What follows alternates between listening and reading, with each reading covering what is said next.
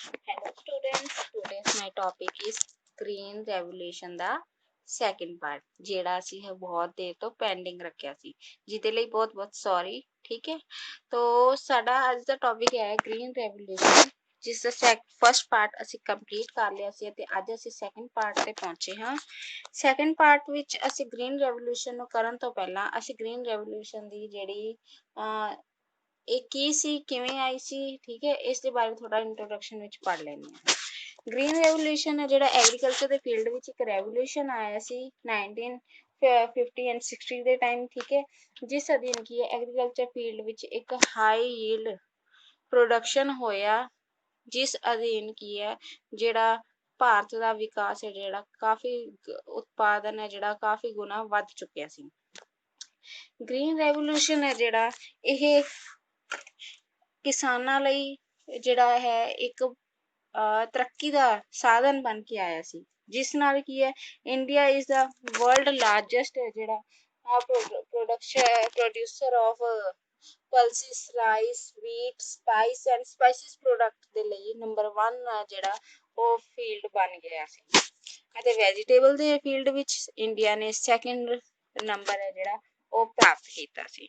ਆਓ ਹੁਣ ਅਸੀਂ ਗ੍ਰੀਨ ਰੈਵੋਲੂਸ਼ਨ ਦੇ ਸੈਕੰਡ ਪਾਰਟ ਵਿੱਚ ਦੇਖਦੇ ਹਾਂ ਕਿ ਅੱਜ ਅਸੀਂ ਗ੍ਰੀਨ ਰੈਵੋਲੂਸ਼ਨ ਦੇ ਕਿੰਨਾ ਤੱਤਾਂ ਬਾਰੇ ਵਿਸਥਾਰਪੂਰਵਕ ਜਾਣਕਾਰੀ ਲਵਾਂਗੇ। ਇਸ ਵਿੱਚ ਅਸੀਂ ਗ੍ਰੀਨ ਰੈਵੋਲੂਸ਼ਨ ਦੇ positive fact, negative fact, achievements and MS Swaminathan the reports ਬਾਰੇ ਜਿਹੜਾ ਡੀਪਲੀ ਐਨਾਲਾਈਜ਼ ਕਰਾਂਗੇ। ਸੋ ਸਟੂਡੈਂਟਸ, ਨਾਓ ਸਟਾਰਟ ਮਾਈ ਵੀਡੀਓ।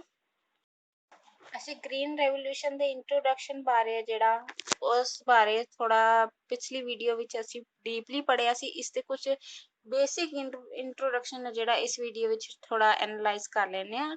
ਸਭ ਤੋਂ ਪਹਿਲਾਂ ਹੈ ਗ੍ਰੀਨ ਰੈਵੋਲੂਸ਼ਨ ਅਧੀਨ ਕੀ ਹੋਇਆ ਕਿ proper use of irrigation means the use ਕਰਨਾ ਸਿਖਾਇਆ ਗਿਆ ਸੀ ਕਿ ਸਿੰਚਾਈ ਦੇ ਸਾਧਨਾਂ ਦਾ ਕਿਸਾਨ ਪ੍ਰੋਪਰਲੀ ਯੂਜ਼ ਕਿਵੇਂ ਕਰਨ, ਕਿਵੇਂ ਹਾਈ ਪ੍ਰੋਡਕਸ਼ਨ ਹੈ ਜਿਹੜਾ ਕਿਸਾਨ ਆਪਣੀ ਖੇਤਾਂ ਤੋਂ ਆਪਣੀ ਕ੍ਰੌਪਸ ਤੋਂ ਪ੍ਰਾਪਤ ਕਰ ਸਕਦੇ ਹਨ। ਠੀਕ ਹੈ, ਨੈਕਸਟ ਹੈ diversity of crops reform in agriculture field, ਕਿ ਵੱਖ-ਵੱਖ ਤਰ੍ਹਾਂ ਦੀ ਖੇਤੀ ਜਿਹੜੀ ਕੀਤੀ ਜਾਂਦੀ ਸੀ, ਦਿਹਾੜੀ ਤੇ ਸੋਨੇ ਦੀਆਂ ਫਸਲਾਂ, ਠੀਕ ਹੈ, ਇਸੇ ਪ੍ਰਕਾਰ ਜਿਹੜੇ ਅਲੱਗ-ਅਲੱਗ ਤਰ੍ਹਾਂ ਦੇ ਰਿਫਾਰਮ ਹੈ ਜਿਹੜੇ ਐਗਰੀਕਲਚਰ ਫੀਲਡ ਵਿੱਚ ਕੀਤੇ ਗਏ ਸੀ, ਜਿਸ ਅਧੀਨ ਕੀ ਹੈ ਕਿਸਾਨਾਂ ਨੂੰ ਕਾਫੀ ਮਾਤਰਾ ਵਿੱਚ ਜਿਹੜਾ ਉਤਪਾਦਨ ਪ੍ਰਾਪਤ ਹੋਇਆ ਅਤੇ ਕਿਸਾਨਾਂ ਨੇ ਆਪਣੀ ਐਗਰੀਕਲਚਰ ਫੀਲਡ ਵਿੱਚ ਕਾਫੀ ਤਰੱਕੀ ਹਾਸਲ ਕੀਤੀ। ਉਹਨਾਂ ਨੂੰ ਐਜੂਕੇਟ ਕੀਤਾ ਗਿਆ ਡਿਫਰੈਂਟ ਫੀਲਡ ਵਿੱਚ ਕਿ ਸੀਡਸ ਦਾ ਪ੍ਰੋਪਰਲੀ ਯੂਜ਼ ਕਿਵੇਂ ਕੀਤਾ ਜਾਏ, ਫਰਟੀਲਾਈਜ਼ਰ ਯੂਜ਼ ਪ੍ਰੋਪਰਲੀ ਕਿਵੇਂ ਕੀਤਾ ਜਾਏ, ਠੀਕ ਹੈ, ਕਿਵੇਂ ਖੇਤਾਂ ਵਿੱਚ ਜਿਹੜਾ ਫਸਲਾਂ ਉਗਾ ਕੇ ਅਸੀਂ ਵੱਧ ਉਤਪਾਦਨ ਪ੍ਰਾਪਤ ਕਰ ਸਕਦੇ ਹਾਂ, ਹਾਈ ਯੀਲਡ ਵੈਰਾਈਟੀ ਸੀਡ ਤੋਂ ਕਿਵੇਂ ਪ੍ਰੋਡਕਸ਼ਨ ਪ੍ਰਾਪਤ ਕਰ ਸਕਦੇ ਹਾਂ,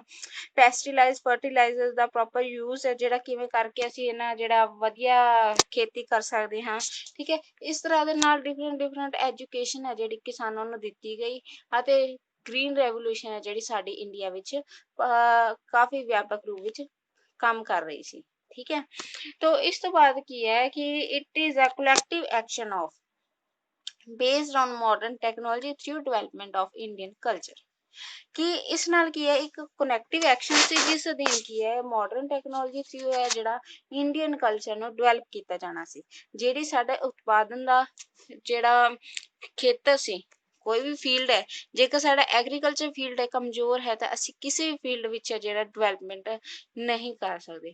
ਸੋ ਸਾਡਾ ਐਗਰੀਕਲਚਰ ਫੀਲਡ ਨੂੰ ਡਿਵੈਲਪ ਕਰਨ ਲਈ ਜਾਂ ਇੰਡੀਅਨ ਕਲਚਰ ਨੂੰ ਡਿਵੈਲਪ ਕਰਨ ਲਈ ਐਗਰੀਕਲਚਰ ਫੀਲਡ ਨੂੰ ਮਜ਼ਬੂਤ ਬਣਾਇਆ ਗਿਆ, ਸਿੰਚਾਈ ਦੇ ਸਾਧਨਾਂ ਦਾ ਪ੍ਰੋਪਰਲੀ ਯੂਜ਼ ਕਰਨਾ ਸਿਖਾਇਆ ਗਿਆ, ਪ੍ਰੋਪਰਲੀ ਫਰਟੀਲਾਈਜ਼ ਨੂੰ ਕੀ ਹੈ ਐਜੂਕੇਟ ਕੀਤਾ ਗਿਆ, ਡਾਇਵਰਸਿਟੀ ਕ੍ਰੌਪਸ ਦੀ ਸਿਖਾਈ ਗਈ, ਕਿਵੇਂ ਫਸਲਾਂ ਨੂੰ ਵਿੱਚ ਸੁਧਾਰ ਕੀਤਾ ਗਿਆ, ਠੀਕ ਹੈ, wheat and production the properly use ਕਿਵੇਂ ਕੀਤਾ ਗਿਆ, ਠੀਕ ਹੈ, ਫਰਟੀਲਾਈਜ਼ ਦਾ ਪ੍ਰੋਪਰਲੀ ਯੂਜ਼ ਕਿਵੇਂ ਕੀਤਾ ਗਿਆ, ਸੋਇਲ ਇਨਫੋਰਮੇਸ਼ਨ ਦੇ ਕਿਸਾਨਾਂ ਨੂੰ ਦਿੱਤੀ ਗਈ ਅਤੇ ਹਾਈ ਯੀਲਡ ਵੈਰਾਈਟੀ ਰਾਹੀਂ ਜਿਹੜਾ ਉਤਪਾਦਨ ਕਿਵੇਂ ਪ੍ਰਾਪਤ ਕੀਤਾ ਜਾ ਸਕਦਾ, ਇਸ ਸੰਬੰਧੀ ਜਿਹੜੀ ਵਗੈਰਾ ਐਜੂਕੇਸ਼ਨ ਹੈ ਜਿਹੜੀ ਕਿਸਾਨਾਂ ਨੂੰ ਦਿੱਤੀ ਗਈ। ਠੀਕ ਹੈ, ਇਸ ਤੋਂ ਬਾਅਦ ਕੀ ਹੈ ਜਿਹੜੇ ਸਵਾਮੀਨਾਥਨ ਹੈਗੇ ਸੀਗੇ ਜਿਹੜੇ ਉਹ ਸਾਡੇ ਗ੍ਰੀਨ ਰੈਵੋਲੂਸ਼ਨ ਦੇ ਫਾਦਰ ਸੀਗੇ ਕਿਸ ਇੰਡੀਆ ਵਿੱਚ, ਠੀਕ ਹੈ, ਤੇ ਇਹ ਜਿਹੜੀ ਚਲਾਈ ਗਈ ਸੀ ਇਹ ਜਿਹੜੀ ਹੈ ਇਸ ਰਾਹੀਂ ਜਿਹੜੀ ਵੀਟ, ਰਾਈਸ, ਚਿਕਨ ਅਜਿਹੀ ਜਿਹੜੀ ਉਤਪਾਦਿਤ ਫਸਲਾਂ ਸੀ ਜਿਹੜੀਆਂ ਇਹਨਾਂ ਦੇ ਵਿੱਚ ਕੀ ਹੈ ਭਾਰੀ ਉਤਪਾਦਨ ਕੀਤਾ ਗਿਆ ਅਤੇ ਕਾਫੀ ਮੁਨਾਫਾ ਕਮਾਇਆ ਗਿਆ। ਇਹ ਜਿਹੜੀ ਪਾਲਿਸੀ ਸਟੂਡੈਂਟਸ ਲਿਆਈ ਗਈ ਸੀ ਇਹ ਯੂਨਾਈਟਿਡ ਸਟੇਟ ਦੁਆਰਾ ਲਿਆਈ ਗਈ ਸੀ ਅਤੇ ਇਸ ਪਾਲਿਸੀ ਨੂੰ ਯੂਜ਼ ਹੈ ਜਿਹੜਾ ਇੰਡੀਅਨ ਪਾਲਿਸੀ ਇੰਡੀਆ ਵਿੱਚ ਕੀਤਾ ਗਿਆ ਸੀ। ਆਰਗੇਨਾਈਜੇਸ਼ਨ ਸੀ ਯੂਨਾਈਟਿਡ ਸਟੇਟ ਦੀ ਰੌਕਫੈਲਰ ਫਾਊਂਡੇਸ਼ਨ। तो ਜਦੋਂ ਇਹ ਪਾਲਿਸੀ ਆਈ ਤਾਂ ਇਸ ਨੂੰ ਕੀ ਹੈ ਇੱਕ ਫੋਰਨ ਦੀ ਪਾਲਿਸੀ ਮੰਨ ਕੇ ਇੱਕ ਬੈਡ ਇੰਪੈਕਟ ਮੰਨ ਕੇ ਜਾਂ ਫੋਰਨ ਦੀ ਪਾਲਿਸੀ ਵੱਲੋਂ ਐਕਸਪਲੋਇਟੇਸ਼ਨ ਮੰਨ ਕੇ ਜਿਹੜਾ ਇਸ ਨੂੰ ਨਕਾਰਿਆ ਗਿਆ ਕਿਉਂਕਿ ਹਮੇਸ਼ਾ ਤੋਂ ਬ੍ਰਿਟਿਸ਼ ਐਮਪਾਇਰ ਨੇ ਕੀ ਹੈ ਇੰਡੀਆ ਨੂੰ ਸ਼ੋਸ਼ਿਤ ਕੀਤਾ ਹੈ। ਤਾਂ ਸਾਡੇ ਇੰਡੀਅਨਸ ਦੇ ਦਿਮਾਗ ਵਿੱਚ ਹਮੇਸ਼ਾ ਤੋਂ ਆਇਆ ਕਿ ਕੋਈ ਵੀ ਫੋਰਨ ਤੋਂ ਕੋਈ ਵੀ ਪਾਲਿਸੀ ਆਉਂਦੀ ਕੋਈ ਵੀ ਵਿਅਕਤੀ ਆਵੇਗਾ ਤਾਂ ਉਹ ਸਾਡੇ ਤੇ ਰਾਜ ਕਰਨ ਲਈ ਆਵੇਗਾ ਜਾਂ ਸਾਡਾ ਜਿਹੜਾ ਐਕਸਪਲੋਇਟੇਸ਼ਨ ਕਰਨ ਲਈ ਆਏਗਾ। ਤਾਂ ਅਜਿਹੀ ਪਾਲਿਸੀ ਕਾਰਨ ਅਜਿਹੀ ਪਾਲਿਸੀ ਨੂੰ ਸਟਾਰਟਿੰਗ ਤੋਂ ਕਈ ਜਿਹੜਾ ਨਕਾਰਿਆ ਗਿਆ ਕਿ ਇਹ ਸਾਡੇ ਲਈ ਠੀਕ ਨਹੀਂ ਹੈ, ਅਸੀਂ ਇਸ ਨੂੰ ਯੂਜ਼ ਨਹੀਂ ਕਰਾਂਗੇ। ਠੀਕ ਹੈ।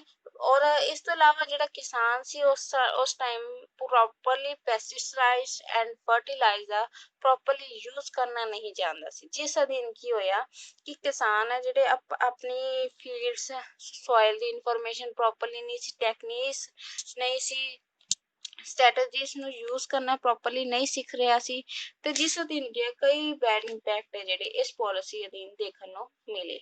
ਠੀਕ ਹੈ। Education of bad impact of Axis the use of pesticides ਕਿਸਾਨਾਂ ਨੂੰ ਦੱਸਣਾ ਸੀ ਵੀ ਕਿ ਐਕਸਿਸ ਵਿੱਚ ਜਦੋਂ ਪੈਸਟੀਸਾਈਡ ਦਾ ਅਸੀਂ ਯੂਜ਼ ਕਰਾਂਗੇ ਤਾਂ ਸਾਡੀ ਕ੍ਰੌਪਸ ਐਂਡ ਸੋਇਲ ਤੇ ਕੀ ਬੈਡ ਇੰਪੈਕਟ ਪਵੇਗਾ। ਕਿਸਾਨ ਪ੍ਰੋਪਰਲੀ ਐਜੂਕੇਟ ਨਹੀਂ ਸੀ ਸਾਡੀ ਐਗਰੀਕਲਚਰ ਫੀਲਡ ਬਾਰੇ, ਨਾ ਪ੍ਰੋਪਰਲੀ ਕ੍ਰੌਪਸ ਬਾਰੇ, ਨਾ ਸੋਇਲ ਬਾਰੇ, ਕਿਸੇ ਵੀ ਫੀਲਡ ਬਾਰੇ ਪ੍ਰੋਪਰਲੀ ਜਿਹੜਾ ਅਵੇਅਰ ਨਹੀਂ ਸੀ ਕਿ ਇਸ ਦੇ ਬੈਡ ਇੰਪੈਕਟ ਹੈ ਜਿਹੜੇ ਕੀ ਹੋ ਸਕਦੇ ਹਨ, ਇਸ ਦੇ ਪੋਜ਼ਿਟਿਵ ਇੰਪੈਕਟ ਕੀ ਹੋ ਸਕਦੇ ਹਨ। ਜਿਸ ਅਧੀਨ ਕੀ ਡਿਗਰੇਸ਼ਨ ਆਫ ਸੋਇਲ। ਠੀਕ ਹੈ। ਕਿਸਾਨਾਂ ਦੀ ਜਿਹੜੀ ਹਾਲਤ ਹੈ ਗਰੀਬ ਕਿਸਾਨਾਂ ਦੀ ਇਹ ਹਾਲਤ ਹੈ ਜਿਹੜੀ ਕਾਫੀ ਖਰਾਬ ਹੋ ਗਈ ਅਤੇ ਕਿਸਾਨਾਂ ਨੂੰ ਕਈ ਪ੍ਰੋਬਲਮਸ ਦਾ ਸਾਹਮਣਾ ਕਰਨਾ ਪਿਆ। ਜਿਹੜੇ ਵੱਡੇ ਕਿਸਾਨ ਸੀ ਜ਼ਿਮੀਂਦਾਰ ਸੀਗੇ ਅਜਿਹੀਆਂ ਕਿਸਾਨਾਂ ਨੂੰ ਪ੍ਰੋਪਰਲੀ ਜਿਹੜੀ ਉਹਨਾਂ ਨੇ ਆਪਣੇ ਪ੍ਰੋਪਰਲੀ ਯੂਜ਼ ਕੀਤਾ ਤੇ ਭਾਰੀ ਮਾਤਰਾ ਵਿੱਚ ਜਿਹੜਾ ਹਾਈ ਯੀਲਡ ਪ੍ਰੋਡਕਸ਼ਨ ਪ੍ਰਾਪਤ ਕੀਤਾ। ਠੀਕ ਹੈ। ਤਾਂ ਇਸ ਰਾਹੀਂ ਜਿਹੜਾ ਵੀਟ ਰਾਈਸ ਅਤੇ ਅਨੇਕਾਂ ਦਾਲਾਂ ਵਰਗੀ ਚੀਜ਼ਾਂ ਜਿਹੜੀਆਂ ਉਹ ਸਾਡੇ ਆਓ ਹੁਣ ਅਸੀਂ ਦੇਖਦੇ ਹਾਂ ਇਸਦੇ ਪੋਜ਼ਿਟਿਵ ਇੰਪੈਕਟ ਕਿਹੜੇ ਨੇ ਜਿਹੜੇ ਕਿ ਗ੍ਰੀਨ ਰੈਵੋਲੂਸ਼ਨ ਦੇ ਜਿਹੜਾ ਕਿਸਾਨਾਂ ਨੂੰ ਸਾਡੇ ਇੰਡੀਆ ਨੂੰ ਦੇਖਣ ਨੂੰ ਮਿਲੇ। ਗ੍ਰੀਨ ਰੈਵੋਲੂਸ਼ਨ ਅਧੀਨ ਕੀ ਹੋਇਆ ਕਿ ਜਦੋਂ ਗ੍ਰੀਨ ਰੈਵੋਲੂਸ਼ਨ ਆਇਆ ਤੇ ਇਸਦੇ ਜਿਹੜੇ ਜ਼ਰੂਰੀ ਨਹੀਂ ਹੈ ਵੀ ਬੈਡ ਇੰਪੈਕਟ ਹੀ ਪਏ, ਇਸਦੇ ਕਈ ਪੋਜ਼ਿਟਿਵ ਇੰਪੈਕਟ ਰਾਹੀਂ ਜਿਹੜਾ ਭਾਰੀ ਉਤਪਾਦਨ ਕੀਤਾ ਗਿਆ, ਕਿਸਾਨਾਂ ਨੂੰ ਅਵੇਅਰਨੈਸ ਮਿਲੀ ਵੀ ਪ੍ਰੋਪਰਲੀ ਯੂਜ਼ ਕਿਵੇਂ ਕੀਤਾ ਜਾਣਾ ਚਾਹੀਦਾ ਹੈ। ਠੀਕ ਹੈ। ਐਜੂਕੇਸ਼ਨ ਦਿੱਤੀ ਗਈ, ਕਿਸਾਨ ਅਵੇਅਰ ਹੋਏ। ਠੀਕ ਹੈ। ਇਸ ਤਰ੍ਹਾਂ ਕੀ ਹੈ ਹਰੇਕ ਫੀਲਡ ਵਿੱਚ ਐਗਰੀਕਲਚਰ ਫੀਲਡ ਹੈ ਉਸ ਟਾਈਮ ਸਾਡਾ ਭਾਰੀ ਮਾਤਰਾ ਵਿੱਚ ਇਸਨੇ ਉਤਪਾਦਨ ਕੀਤਾ ਅਤੇ ਐਗਰੀਕਲਚਰ ਫੀਲਡ ਕਾਫੀ ਮਾਤਰਾ ਵਿੱਚ ਜਿਹੜਾ ਬੈਨੀਫੀਸ਼ੀਅਲ ਰਿਹਾ। ਇੰਡੀਆ ਵਿੱਚ ਜਦੋਂ ਇਸਦਾ ਪੋਜ਼ਿਟਿਵ ਇੰਪੈਕਟ ਪਿਆ ਤੇ ਇਸਦਾ ਇੰਪੈਕਟ ਕਿਸ ਵੇ ਨਾਲ ਪਿਆ ਉਹ ਹੁਣ ਅਸੀਂ ਇਸ ਦੇ ਬਾਰੇ ਥੋੜਾ ਡੀਪਲੀ ਡਿਸਕਸ ਕਰਦੇ ਹਾਂ। ਜਦੋਂ ਇੰਡੀਆ ਹੈ ਜਿਹੜਾ ਇਨ ਸੈਕੰਡ ਵਰਲਡ ਵਾਰ ਜਦੋਂ ਇੰਡੀਆ ਵਰਲਡ ਵਾਰ ਵਿੱਚ ਲੜ ਰਿਹਾ ਸੀ ਤਾਂ ਉਸਨੇ ਕੀ ਹੈ ਆਪਣੇ ਆਪ ਲਈ ਫਰੀडम ਦੀ ਮੰਗ ਕੀਤੀ।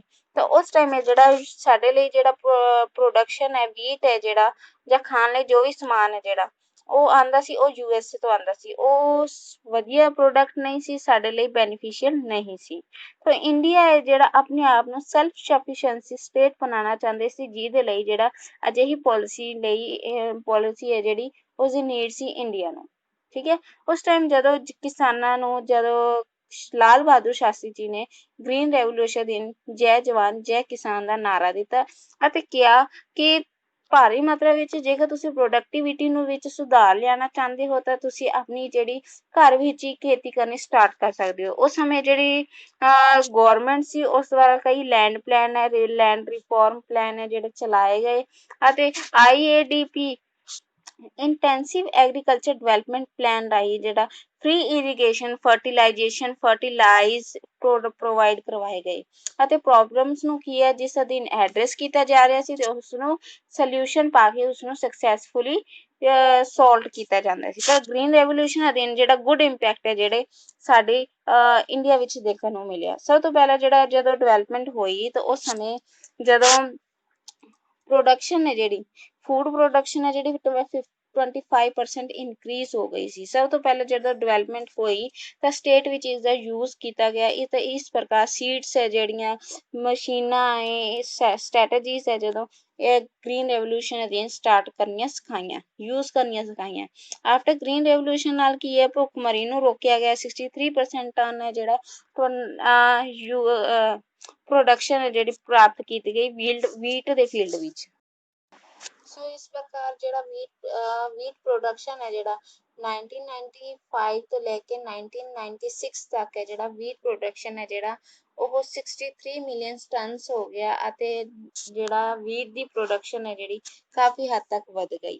ਅਤੇ ਇਸ ਦਾ ਜਿਹੜਾ ਫਸਟ ਯੂਜ਼ ਹੈ ਜਿਹੜਾ ਡਿਵੈਲਪ ਸਟੇਟ ਵਿੱਚ ਕੀਤਾ ਗਿਆ ਜੋ ਕਿ ਇਸ ਪ੍ਰਕਾਰ ਸੀਡ ਹੈ ਜਿਹੜਾ ਯੂਜ਼ ਕੀਤਾ ਜਿਸ ਨਾਲ ਮਸ਼ੀਨਾਂ ਨੂੰ ਕੀ ਹੈ ਖਰੀਦ ਸਕਦੇ ਅਤੇ ਪ੍ਰੋਪਰਲੀ ਉਹਨਾਂ ਨੂੰ ਯੂਜ਼ ਕਰ ਸਕਦੇ ਸੀ। ਫੋਰ ਐਗਜ਼ਾਮਪਲ ਜਿਵੇਂ ਕਿ ਪੰਜਾਬ, ਤਾਮਿਲਨਾਡੂ, ਆਂਧਰਾ ਪ੍ਰਦੇਸ਼ ਫਸਟ ਇਹਨਾਂ 3 ਸਟੇਟ ਵਿੱਚ ਗ੍ਰੀਨ ਰੈਵੋਲੂਸ਼ਨ ਨੂੰ ਲਿਆਇਆ ਗਿਆ ਅਤੇ ਪ੍ਰੋਡਕਸ਼ਨ ਸੰਬੰਧੀ ਜਿਹੜੇ ਐਨਾਲਾਈਜ਼ ਕੀਤਾ ਗਿਆ ਕਿ ਕਿਸ ਤਰ੍ਹਾਂ ਦੀ ਪ੍ਰੋਡਕਸ਼ਨ ਹੈ ਜਿਹੜੀ ਕੀਤੀ ਜਾ ਰਹੀ ਹੈ। ਇਸ ਦਾ ਜਿਹੜਾ ਇਫੈਕਟ ਹੈ ਜਿਹੜਾ ਗ੍ਰੀਨ ਰੈਵੋਲੂਸ਼ਨ ਦਾ ਇਫੈਕਟ ਹੈ ਉਹ ਨਾਰਥ ਸਾਈਡ ਵਿੱਚ ਜ਼ਿਆਦਾ ਦੇਖਿਆ ਗਿਆ ਸਾਊਥ ਏਸ਼ੀਆ ਨਾਲੋਂ ਜ਼ਿਆਦਾ। ਠੀਕ ਹੈ ਤਾਂ ਇਸ ਪ੍ਰਕਾਰ ਜਿਹੜਾ ਪ੍ਰੋਡਕਸ਼ਨ ਆਫ ਫੂਡ ਗ੍ਰੇਨ ਸੀ 25% ਹੈ ਜਿਹੜਾ ਵੱਧ ਚੁੱਕਿਆ ਸੀ ਅਤੇ ਗ੍ਰੀਨ ਰੈਵੋਲੂਸ਼ਨ ਨਾਲ ਭੁੱਖਮਰੀ ਨੂੰ ਰੋਕਿਆ ਗਿਆ ਅਤੇ 63 ਮਿਲੀਅਨ ਟਨ ਤੱਕ ਜਿਹੜੀ ਵੀਟ ਦੀ ਪ੍ਰੋਡਕਸ਼ਨ ਨੂੰ ਵਧਾਇਆ ਗਿਆ। ਐਗਰੀਕਲਚਰ ਦੇ ਫੀਲਡ ਤੋਂ ਇਲਾਵਾ ਕਿ ਇੰਡਸਟਰੀਅਲ ਫੀਲਡ ਵੀ ਵਧੀਆ ਜੇਕਰ ਪ੍ਰੋਡਕਸ਼ਨ ਵਧੀਆ ਹੋਵੇਗੀ ਤਾਂ ਇੰਡਸਟਰੀਅਲ ਫੀਲਡ ਵੀ ਵਧੀਆ ਹੋਵੇਗਾ ਕਿਉਂਕਿ ਐਗਰੀਕਲਚਰ ਫੀਲਡ ਇੱਕ ਅਜਿਹਾ ਫੀਲਡ ਹੈ ਕਿ ਜੇਕਰ ਉਸਨੂੰ ਡਿਵੈਲਪ ਨਾ ਕੀਤਾ ਜਾਵੇ ਤਾਂ ਕੋਈ ਵੀ ਫੀਲਡ ਹੈ ਜਿਹੜਾ ਉਹ ਡਿਵੈਲਪ ਨਹੀਂ ਹੋ ਸਕਦਾ। ਸੋ ਐਗਰੀਕਲਚਰ ਫੀਲਡ ਵਿੱਚ ਪ੍ਰੋਡਕਸ਼ਨ ਜਦ ਵਧੀਆ ਹੋਈ ਤਾਂ ਇੰਡਸਟਰੀਅਲ ਫੀਲਡ ਵੀ ਵਧੀਆ ਹੋਇਆ ਜਿਸ ਨਾਲ ਕੀ ਹੈ ਖੇਤੀ ਨਾਲ ਸੰਬੰਧਿਤ ਵਧੀਆ ਯੰਤਰ ਹੈ ਜਿਹੜੇ ਕਿਸਾਨਾਂ ਨੂੰ ਉਪਲਬਧ ਹੋਣ ਲੱਗੇ। ਠੀਕ ਹੈ ਹਰੇਕ ਨੂੰ ਰੁਜ਼ਗਾਰ ਮਿਲਣ ਲੱਗਿਆ ਜਿਸ ਅਧੀਨ ਕੀ ਹੈ ਫੋਰਨ ਇਨਵੈਸਟਮੈਂਟ ਵਧੀ ਅਤੇ ਮਲਟੀਨੈਸ਼ਨਲ ਕੰਪਨੀਜ਼ ਨੇ ਆਪਣੀ ਇਨਵੋਲਵਮੈਂਟ ਕਰਨੀ ਹੈ ਜਿਹੜੀ ਇੰਡੀਆ ਵਿੱਚ ਸਟਾਰਟ ਕਰ ਦਿੱਤੀ। ਹੁਣ ਅਸੀਂ ਗ੍ਰੀਨ ਰੈਵੋਲੂਸ਼ਨ ਦੇ ਡੀਮੈਰਿਟਸ ਬਾਰੇ ਐਨਾਲਾਈਜ਼ ਕਰਦੇ ਹਾਂ। ਡੀਮੈਰਿਟਸ ਆਫ ਗ੍ਰੀਨ ਰੈਵੋਲੂਸ਼ਨ ਵੀ ਇਸ ਦੇ ਕੀ ਬੈਨੀਫਿਟਸ ਤੋਂ ਇਲਾਵਾ ਕੀ ਬੈਡ ਇਫੈਕਟ ਹੈ ਜਿਹੜੇ ਸਾਡੀ ਐਗਰੀਕਲਚਰ ਫੀਲਡ ਤੇ ਪਏ ਆਓ ਹੁਣ ਅਸੀਂ ਉਸ ਦੇ ਬਾਰੇ ਡਿਸਕਸ ਕਰਦੇ ਹਾਂ। ਫਸਟ ਹੈ ਰੀਜਨਲ ਡਿਸਪੈਰਿਟੀਜ਼ ਕਿ ਇਸ ਦਾ ਜਿਹੜਾ ਇਫੈਕਟ ਹੈ ਜਿਹੜਾ ਨਾਰਥ ਇੰਡੀਆ ਨਾਲੋਂ ਜਿਹੜਾ ਹੈ ਨਾਰਥ ਸਾਈਡ ਹੈ ਜਿਹੜਾ ਜ਼ਿਆਦਾ ਵਧੀਆ ਅਤੇ ਸਾਊਥ ਇੰਡੀਆ ਸਾਈਡ ਹੈ ਜਿਹੜਾ ਇਫੈਕਟ ਹੈ ਇਸਦਾ ਘੱਟ ਦੇਖਣ ਨੂੰ ਮਿਲਿਆ। ਫੋਰ ਐਗਜ਼ਾਮਪਲ ਪੰਜਾਬ ਵਿੱਚ ਗ੍ਰੀਨ ਰੈਵੋਲੂਸ਼ਨ ਦਾ ਜਿਹੜਾ ਪ੍ਰਭਾਵ ਇੰਨਾ ਜ਼ਿਆਦਾ ਵਧਿਆ ਕਿ ਇਸ ਵਿੱਚ ਜਿਸ ਕਾਰਨ ਕਿ ਪੰਜਾਬ ਨੂੰ ਅੱਜ ਖੁਸ਼ਹਾਲ ਦੇਸ਼ ਕਿਹਾ ਜਾਂਦਾ ਹੈ। ਪ੍ਰੋਡਕਸ਼ਨ ਐਗਰੀਕਲਚਰ ਫੀਲਡ ਵਿੱਚ ਪੰਜਾਬ ਨੂੰ ਕੀ ਹੈ ਇੰਨੀ ਤਰੱਕੀ ਮਿਲੀ ਕਿ ਪੰਜਾਬ ਨੇ ਹੋਰ ਸਟੇਟ ਨਾਲੋਂ ਕਾਫੀ ਹੈ ਜਿਹੜਾ ਬੈਨੀਫਿਟ ਕਮਾਇਆ। ਉਸ ਸਮੇਂ ਜਿਹੜਾ ਨਹਿਰੀ ਸਿਸਟਮ ਸੀ ਠੀਕ ਹੈ ਨਹਿਰੀ ਸਿਸਟਮ ਸੀ ਉਸ ਸਮੇਂ ਜਿਹੜਾ ਚੱਲ ਰਿਹਾ ਸੀ ਉਸ ਦਾ ਜਿਹੜਾ ਇਫੈਕਟ ਹੈ ਉਹ ਗ੍ਰੀਨ ਰੈਵੋਲੂਸ਼ਨ ਤੇ ਚੰਗਾ ਪਿਆ। ਠੀਕ ਹੈ ਜਿਸ ਅਧੀਨ ਕੀ ਹੈ ਗ੍ਰੀਨ ਰੈਵੋਲੂਸ਼ਨ ਨੇ ਕੀ ਹੈ ਪੰਜਾਬ ਅਤੇ ਹਰਿਆਣਾ ਨੂੰ ਇਸ ਦਾ ਇਫੈਕਟ ਦਿੱਤਾ। ਹੋਰ ਸਟੇਟ ਹੈ ਜਿਹੜੀਆਂ ਉਹ ਇਸ ਦੇ ਬੈਨੀਫਿਟ ਨੂੰ ਪ੍ਰਾਪਤ ਕਰਨ ਵਿੱਚ ਪਿੱਛੇ ਰਹਿ ਗਏ ਹਨ। ਨਦੀਆਂ ਪਰ ਚੰਗੇ ਫਰਟੀਲਾਈਜ਼ਰ ਹੋਣ ਕਾਰਨ ਜਿਨ੍ਹਾਂ ਸਟੇਟ ਕੋਲ ਨਦੀਆਂ ਸੀ ਫਰਟੀਲਾਈਜ਼ਰ ਸੀ ਉਹ ਪ੍ਰੋਪਰਲੀ ਯੂਜ਼ ਕਰ ਸਕੇ ਸੀ ਪਰੰਤੂ ਜਿਨ੍ਹਾਂ ਕੋਲ ਨਹੀਂ ਸੀ ਉਹ ਪ੍ਰੋਪਰਲੀ ਯੂਜ਼ ਨਹੀਂ ਕਰ ਪਾ ਰਹੇ ਸੀ ਜਿਸ ਕਾਰਨ ਕੀ ਹੈ ਹਰ ਕੋਲ ਇਸ ਦਾ ਇਫੈਕਟ ਪਹੁੰਚਾਉਣਾ ਸੰਭਵ ਨਹੀਂ ਹੋ ਸਕਿਆ। ਫੋਰਥ ਪੁਆਇੰਟ ਹੈ ਸਾਡਾ farmer were not proper educated about the use of pesticides, soil information etc. ਕਿ farmers ਹੈ ਜਿਹੜੇ properly information ਨਹੀਂ ਸੀ properly educate ਨਹੀਂ ਸੀ ਕਿਸ ਬਾਰੇ soil information ਬਾਰੇ seeds ਬਾਰੇ pesticides ਬਾਰੇ। ਠੀਕ ਹੈ ਜਿਸ ਅਧੀਨ ਕੀ ਹੈ ਉਹਨਾਂ ਨੇ ਇਸ ਦਾ ਪ੍ਰੋਪਰਲੀ ਐਜੂਕੇਟ ਨਾ ਹੋਣ ਕਾਰਨ ਸਹੀ ਮਾਤਰਾ ਵਿੱਚ ਇਸ ਦਾ ਯੂਜ਼ ਨਹੀਂ ਕੀਤਾ ਜਿਸ ਕਾਰਨ ਕਿ ਕਈ ਬੈਡ ਇੰਪੈਕਟ ਹੈ ਜਿਹੜੇ ਸਾਡੀ ਕ੍ਰੌਪਸ ਸਾਡੀ ਐਗਰੀਕਲਚਰ ਫੀਲਡ ਵਿੱਚ ਦੇਖਣ ਨੂੰ ਮਿਲੇ। ਠੀਕ ਹੈ ਤਾਂ ਇਸ ਪ੍ਰਕਾਰ ਇਨਵਾਇਰਮੈਂਟ ਪੋਲਿਊਸ਼ਨ ਵਧੀਆ। ਠੀਕ ਹੈ ਸੋਇਲ ਇਰੀਗੇਸ਼ਨ ਸਾਡੇ ਸਾਹਮਣੇ ਐਕਸਪਲੋਇਟੇਸ਼ਨ ਹੈ ਜਿਹੜਾ ਕਿ ਛੋਟੇ ਕਿਸਾਨਾਂ ਦਾ ਭਾਰੀ ਮਾਤਰਾ ਵਿੱਚ ਹੋਇਆ। ਕਿਸਾਨ ਹੈ ਜਿਹੜੇ ਗਰੀਬ ਕਿਸਾਨ ਹੋਰ ਜ਼ਿਆਦਾ ਪੱਟੇ ਗਏ ਜਿਸ ਕਾਰਨ ਕੀ ਹੈ ਕਿਸਾਨਾਂ ਨੂੰ ਕਈ ਬੈਡ ਇੰਪੈਕਟ ਹੈ ਗ੍ਰੀਨ ਰੈਵੋਲੂਸ਼ਨ ਅਧੀਨ ਝੇਲਣੇ ਪਏ। ਪ੍ਰੋਪਰ ਐਜੂਕੇਸ਼ਨ ਨਾ ਹੋਣ ਕਾਰਨ ਜਿਹੜੇ ਕਿਸਾਨ ਸੀ ਉਹ ਭਾਰੀ ਮਾਤਰਾ ਵਿੱਚ ਉਹਨਾਂ ਦੀ ਪ੍ਰੋਬਲਮਸ ਹੈ ਜਿਹੜੀ ਹੋਰ ਜ਼ਿਆਦਾ ਵੱਧ ਗਈਆਂ। ਸਭ ਤੋਂ ਜ਼ਿਆਦਾ ਇਫੈਕਟ ਹੈ ਜਿਹੜਾ ਪਲੇਸ ਪੰਜਾਬ ਸੀ ਅਤੇ ਜਿਸ ਅਧੀਨ ਕੀ ਹੈ ਪੰਜਾਬ ਹੁਣ ਇੱਕ ਵਧੀਆ ਖੁਸ਼ਹਾਲ ਦੇਸ਼ ਹੋਣ ਕਰਕੇ ਪੰਜਾਬ ਵੱਲੋਂ ਖਾਲਿਸਤਾਨ ਦੀ ਮੰਗ ਕੀਤੀ ਗਈ ਤੇ ਇਸ ਤਰ੍ਹਾਂ ਕੀ ਹੈ ਡਿਫਰੈਂਟ ਤਰ੍ਹਾਂ ਦੇ ਡੀਮੈਰਿਟਸ ਹੈ ਜਿਹੜੇ ਗ੍ਰੀਨ ਰੈਵੋਲੂਸ਼ਨ ਅਧੀਨ ਸਾਹਮਣੇ ਆਏ। इस प्रकार ਅਸੀਂ ਪੜ੍ਹਿਆ ਕਿ ਗ੍ਰੀਨ ਰੈਵੋਲੂਸ਼ਨ ਦੇ ਕੁਝ ਪੋਜ਼ਿਟਿਵ ਇਫੈਕਟਸ ਹਨ, ਕੁਝ ਨੈਗੇਟਿਵ ਇਫੈਕਟਸ ਹਨ ਤੇ ਜ਼ਰੂਰੀ ਨਹੀਂ ਹੈ ਵੀ ਨੈਗੇਟਿਵ ਇਫੈਕਟ ਹੈ ਜਿਹੜੇ ਇਸ ਦੇ ਸਾਹਮਣੇ ਆਏ ਤਾਂ ਇਸ ਦੇ ਪੋਜ਼ਿਟਿਵ ਇਫੈਕਟ ਦਬਾਏ ਜਾਣ ਕਿਉਂਕਿ ਕੋਈ ਵੀ ਪਾਲਿਸੀ ਕੋਈ ਵੀ ਆਰਗੇਨਾਈਜੇਸ਼ਨ ਜਦ ਵਰਕ ਕਰਦੀ ਉਸਦੇ ਪੋਜ਼ਿਟਿਵ ਐਂਡ ਨੈਗੇਟਿਵ ਇਫੈਕਟ ਦੋਨੋਂ ਸਾਹਮਣੇ ਆਉਂਦੇ ਹਨ ਤੇ ਇਹਨਾਂ ਨੂੰ ਦੋਨਾਂ ਨੂੰ ਲੈ ਕੇ ਜਿਹੜਾ ਨਾਲ ਚੱਲਿਆ ਜਾਂਦਾ ਹੈ। ਨਾਓ ਹੁਣ ਸਟਾਰਟ ਕਰਦੇ ਹਾਂ achievements of green revolution. Achievements of green revolution ਵਿੱਚ ਅਸੀਂ ਦੇਖਾਂਗੇ ਕਿ ਕਿਹੜੀਆਂ ਫੀਲਡ ਵਿੱਚ ਸਫਲਤਾ ਹਾਸਿਲ ਕੀਤੀ ਹੈ ਗ੍ਰੀਨ ਰੈਵੋਲੂਸ਼ਨ ਨੇ। ਸਭ ਤੋਂ ਪਹਿਲਾ ਹੈ ਇਨਕਰੀਜ਼ ਪ੍ਰੋਡਕਟਿਵਿਟੀ। ਜਦ ਕਿਸਾਨਾਂ ਨੂੰ ਹਾਈ ਯੀਲਡ ਵਾਲੀ ਸੀਡਸ ਸੀ ਇਨਫੋਰਮੇਸ਼ਨ ਦਿੱਤੀ ਗਈ, ਸੋਇਲ ਦੀ ਇਨਫੋਰਮੇਸ਼ਨ ਦਿੱਤੀ ਗਈ, ਪੈਸਟੀਸਾਈਡਸ ਦੀ ਇਨਫੋਰਮੇਸ਼ਨ ਦਿੱਤੀ ਗਈ ਤਾਂ ਕਿਸਾਨਾਂ ਨੇ ਕੀ ਹੈ ਪ੍ਰੋਪਰ ਮਾਤਰਾ ਵਿੱਚ ਜਦ ਇਹਨਾਂ ਦਾ ਯੂਜ਼ ਕੀਤਾ ਤਾਂ ਕੀ ਹੈ ਹਾਈ ਮਾਤਰਾ ਪ੍ਰੋਡਕਟਿਵਿਟੀ ਨੂੰ ਕੀ ਹੈ ਇਨਕਰੀਜ਼ ਕੀਤਾ ਗਿਆ। ਠੀਕ ਹੈ तो इस प्रकार ਜਿਹੜੇ ਗ੍ਰੀਨ ਰੈਵੋਲੂਸ਼ਨ ਵੀਟ ਪ੍ਰੋਡਕਸ਼ਨ ਹੈ ਜਿਹੜੀ ਉਹ 212 ਮਿਲੀਅਨ ਟਨ ਤੋਂ ਹੋ ਕੇ ਜਿਹੜਾ ਟਨ ਹੋ ਗਈ ਸੀ 2003 ਅਤੇ 4 ਵਿੱਚ। ਹਾਈ ਪ੍ਰੋਡਕਸ਼ਨ ਇਨ ਵੀਟ, ਰਾਈਸ, ਜਵਾਰ, ਬਾਜਰਾ ਕ੍ਰੌਪਸ ਕਿ ਜਿਹੜੀ ਹਾਈ ਪ੍ਰੋਡਕਸ਼ਨ ਕਿਹੜੀ ਫੀਲਡ ਵਿੱਚ ਹੋਇਆ ਵੀਟ, ਰਾਈਸ, ਜਵਾਰ, ਬਾਜਰਾ ਦੀਆਂ ਫਸਲਾਂ ਵਿੱਚ ਦੇਖਣ ਨੂੰ ਮਿਲਿਆ। ਇਸ ਤੋਂ ਇਲਾਵਾ ਖਾਦਾਂ ਤੇ ਬਿਜਲੀ ਤੇ ਫਸਲਾਂ ਸੰਬੰਧੀ ਜਿਹੜੀ ਸਬਸਿਡੀ ਹੈ ਜਿਹੜੀ ਉਚਿਤ ਮਾਤਰਾ ਵਿੱਚ ਕਿਸਾਨਾਂ ਨੂੰ ਉਪਲਬਧ ਹੋਣ ਲੱਗੀ ਅਤੇ ਜਿਸ ਅਧੀਨ ਵੀਟ ਨਾਲੋਂ ਰਾਈਸ ਦੇ ਪ੍ਰੋਡਕਸ਼ਨ ਹੈ ਜਿਹੜਾ ਕਾਫੀ ਮਾਤਰਾ ਵਿੱਚ ਦੇਖਿਆ ਗਿਆ ਅਤੇ ਲੈਂਡ ਅਤੇ ਸੋਇਲ ਦੀ ਕਪੈਸਿਟੀ ਹੈ ਜਿਹੜੀ ਕਾਫੀ ਮਾਤਰਾ ਵਿੱਚ ਵੱਧ ਗਈ ਸੀ। ਜਿਸ ਅਧੀਨ ਕੀ ਹੈ ਹੁਣ ਜਦੋਂ ਕਿਸਾਨ ਪ੍ਰੋਪਰਲੀ ਯੂਜ਼ ਕਰ ਰਹੇ ਸੀ ਪੈਸਟੀਸਾਈਡ ਦਾ ਹਾਈ ਯੀਲਡ ਵੈਰਾਈਟੀ ਵਾਲੇ ਸੀਡਸ ਤਾਂ ਕੀ ਹੈ ਲੈਂਡ ਨੂੰ ਵੀ ਪ੍ਰੋਪਰਲੀ ਜ਼ਿਆਦਾ ਨਿਊਟ੍ਰੀਸ਼ਨਸ ਮਿਲ ਰਹੇ ਸੀ ਤਾਂ ਕੀ ਹੈ ਲੈਂਡ ਨੇ ਸੋਇਲ ਨੇ ਕ੍ਰੌਪਸ ਨੇ ਆਪਣਾ ਪ੍ਰੋਪਰਲੀ ਵਰਕ ਕੀਤਾ ਜਿਸ ਅਧੀਨ ਕੀ ਹੈ ਪ੍ਰੋਡਕਟਿਵਿਟੀ ਨੂੰ ਇਨਕਰੀਜ਼ ਕੀਤਾ ਗਿਆ। ਨਾਓ ਹੁਣ ਅਸੀਂ ਡਿਸਕਸ ਕਰਦੇ ਹਾਂ MS ਸਵਾਮੀਨਾਥਨ ਦੀ ਰਿਪੋਰਟ ਬਾਰੇ ਜੋ ਕਿ ਐਗਰੀਕਲਚਰ ਫੀਲਡ ਦੇ ਅਕੋਰਡਿੰਗ ਸੀ। ਗ੍ਰੀਨ ਰੈਵੋਲੂਸ਼ਨ ਦੇ ਅਧੀਨ ਉਹਨਾਂ ਨੇ ਕੁਝ ਰਿਕਮੈਂਡੇਸ਼ਨਸ ਦਿੱਤੀਆਂ ਸੀ ਜਿਹੜੀ ਸਾਡੀ ਐਗਰੀਕਲਚਰ ਫੀਲਡ ਵਿੱਚ ਅਪਣਾਈਆਂ ਜਾਣੀਆਂ ਬਹੁਤ ਜ਼ਰੂਰੀ ਸੀ। ਫਸਟ ਹੈ recommendations of MS Swaminathan report. He is the father of green revolution in India and this policy is fully successful। ਇਹ ਜਿਹੜੀ ਗ੍ਰੀਨ ਰੈਵੋਲੂਸ਼ਨ ਜਿਹੜੀ ਪਾਲਿਸੀ ਸੀ ਜਾਂ ਰੈਵੋਲੂਸ਼ਨ ਆਇਆ ਸੀ ਸਾਡੇ ਐਗਰੀਕਲਚਰ ਫੀਲਡ ਵਿੱਚ ਉਸ ਦੇ ਫਾਦਰ ਵਜੋਂ ਹੀ ਹੈ MS ਸਵਾਮੀਨਾਥਨ ਨੂੰ ਜਾਣਿਆ ਜਾਂਦਾ ਹੈ ਐਂਡ ਇਹ ਜਿਹੜੀ ਪਾਲਿਸੀ ਸੀ ਇਸਨੇ ਇੰਡੀਆ ਵਿੱਚ ਆਪਣਾ ਪ੍ਰਭਾਵ ਫੁੱਲੀ ਸਕਸੈਸਫੁਲੀ ਦਿਖਾਇਆ ਸੀ। ਇਸ ਦੀਆਂ ਕੁਝ ਰਿਕਮੈਂਡੇਸ਼ਨ ਸੀ ਜਿਸ ਨੂੰ ਕੀ ਹੈ ਸੀ ਗ੍ਰੀਨ ਰੈਵੋਲੂਸ਼ਨ ਅਧੀਨ ਉਹਨਾਂ ਨੇ ਪੇਸ਼ ਕੀਤੀਆਂ ਸੀ। ਆਓ ਹੁਣ ਅਸੀਂ ਗ੍ਰੀਨ ਰੈਵੋਲੂਸ਼ਨ ਦੇ ਰਿਕਮੈਂਡੇਸ਼ਨਸ ਬਾਰੇ ਜਾਣ ਲੈਂਦੇ ਹਾਂ ਕਿ MS ਸਵਾਮੀਨਾਥਨ ਨੇ ਕਿਹੜੀ ਰਿਕਮੈਂਡੇਸ਼ਨਸ ਨੂੰ ਪੇਸ਼ ਕੀਤੀਆਂ ਸੀ।